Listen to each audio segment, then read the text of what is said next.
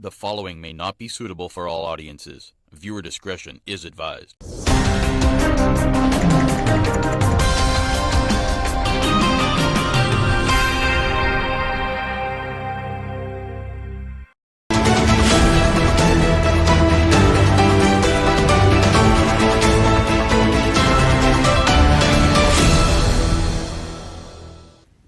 Dr. Avery Hinds, Technical Director of Epidemiology, says blood clot won't stop Trinidad and Tobago's vaccine campaign.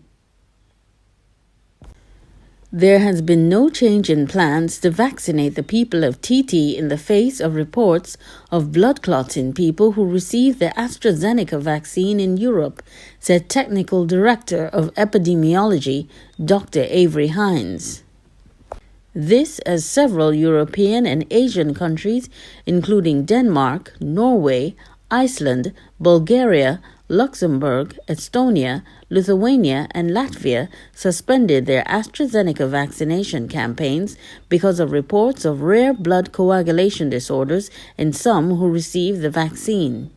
Replying to a question at the ministry's virtual health conference on Saturday, Hinds referred to a World Health Organization WHO statement, which said WHO was aware that some countries in the European Union suspended a specific batch of AstraZeneca vaccine, but the action was a precaution while an investigation into the reports was finalized.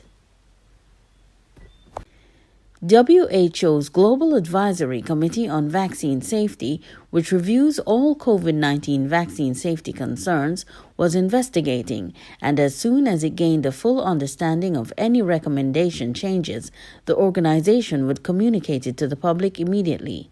The European Medicines Agency's Pharmacovigilance Risk Assessment Committee said the benefits of the vaccine outweigh the risk, so they recommended that vaccination continued. Hinds said vaccination against COVID-19 did not reduce the risk of other diseases, illnesses, or medical conditions. Therefore, deaths due to other things would continue to happen even if the person is vaccinated. So, even though you may have an effect immediately after or soon after having a vaccine, it doesn't mean it is caused by the vaccine.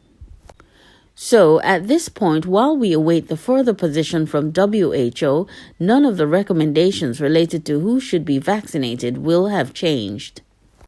Dr. Joanne Paul, head of the Pediatric Emergency Department, Eric Williams Medical Sciences Complex, added that clinical immunologist Dr. Michelle Montiel said about 50 million people received the AstraZeneca vaccine and there were negative effects in only a few cases. She therefore highly recommended the vaccine for TT's population. Paul said, if an individual got COVID-19, immunity may last 3 to 6 months before its effectiveness decreased. But immunity through the vaccine could last from 6 months to a year.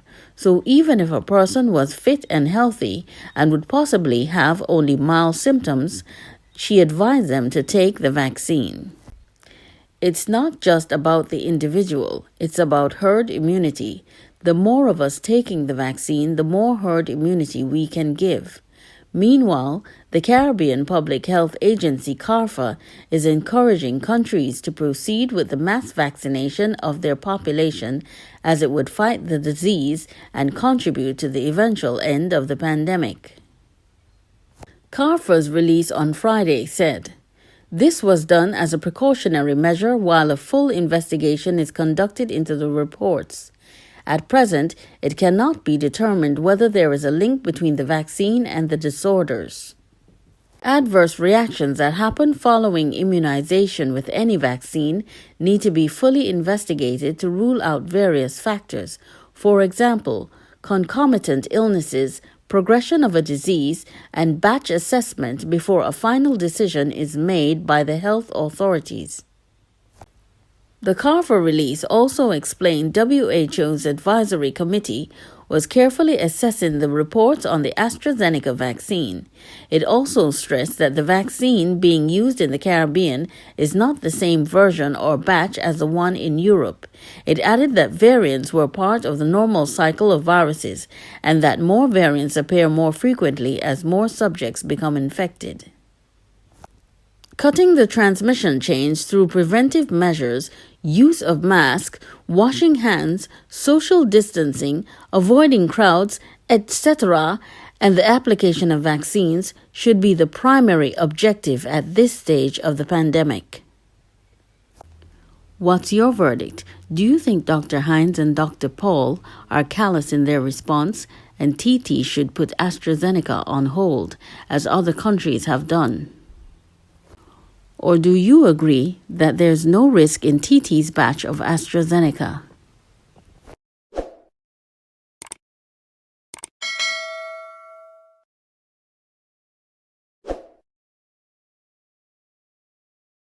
Prime Minister Dr. KeithRowley's statement to opposition. Stop misleading the public about WASA. The Prime Minister has asked opposition MPs to stop misleading the public with respect to the Water and Sewage Authority.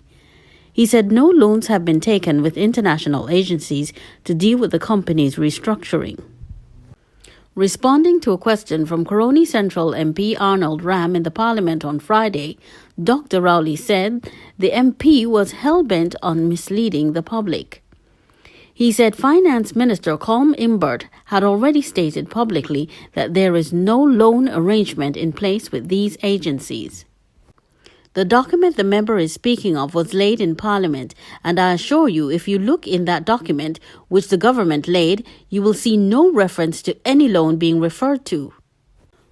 What is said in that document for the benefit of any person who read it is that there is a future possibility of funding operations at WASA in its reorganization with loans that could be had from the CAF or from the IDB, he said. This member from Coroni Central has gone out telling people that the action at WASA to reorganize and improve WASA's performance is as a result of conditionalities that we have made from loans at IDB. Nothing is further from the truth. If future and possible is too confusing for the member from Coroni Central, I ask him to stop misrepresenting the facts in this country. It's a possible source of possible future funding. So there is no loan in place with any conditionalities, and so it is quite wrong to be saying that the government's attempt to deal with the WASA problem is as a result of any conditionality of any loan we have entered into. The member is confusing the public, and I wish he would stop. The Prime Minister said Couva South MP Rodranath Indar Singh has taken ownership of a statement that was untrue.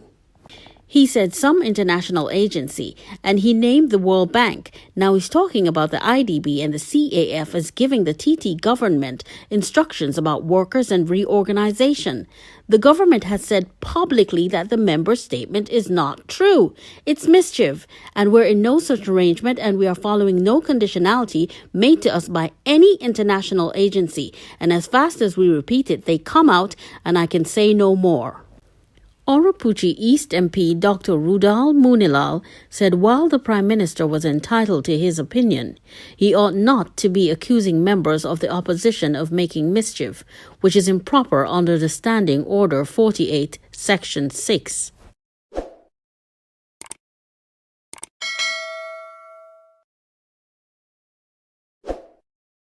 Heritage and Stabilization Fund withdrawals support budget financing, says Prime Minister Dr. KeithRowley.